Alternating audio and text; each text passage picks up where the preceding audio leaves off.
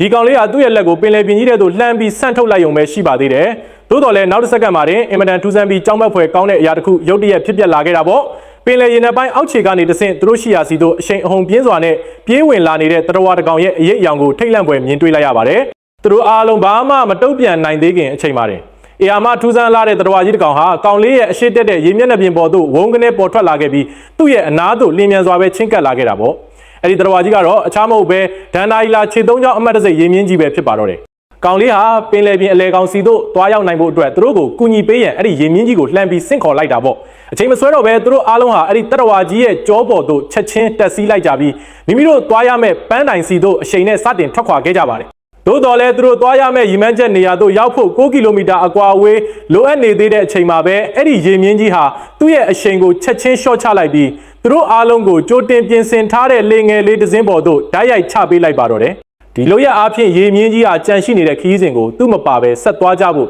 သူတို့ကိုအချက်ပြအကြောင်းကြားလိုက်တာပဲဖြစ်ပါတယ်။ဘာဖြစ်လို့လဲဆိုတော့သူတို့ဟာအခုဆိုရင်ရေသူမတွေစိုးမိုးတဲ့နေမြေအတွင်းထဲသို့ဝင်ရောက်လာခဲ့ပြီဖြစ်လို့အဲ့ဒီရေမြင့်ကြီးအနေနဲ့သူတို့နဲ့အတူရှေ့သို့ဆက်လက်လိုက်ပါပေးလို့မရတော့တာကြောင့်ဖြစ်ပါတယ်။ဘာရေမြင့်ကြီးကိုနှုတ်ဆက်ပြီးတဲ့နောက်မှာတော့ကောင်လေးဟာသူတို့အတွက်အချိန်တွေတဖြည်းဖြည်းနှဲပါလာပြီးဆိုတာကိုချက်ချင်းသတိထားမိသွားခဲ့ပါတယ်။သူဟာရန်သူတွေရဲ့လိုက်လံဖမ်းဆီးမှုကိုအချိန်ဆွဲပြီးနှောင့်နှေးသွားစေဖို့အတွက်သူ့ရဲ့လက်ကိုဆန့်ထုတ်လိုက်တာပေါ့။အတိအကျအဲ့ဒီအချိန်မှာ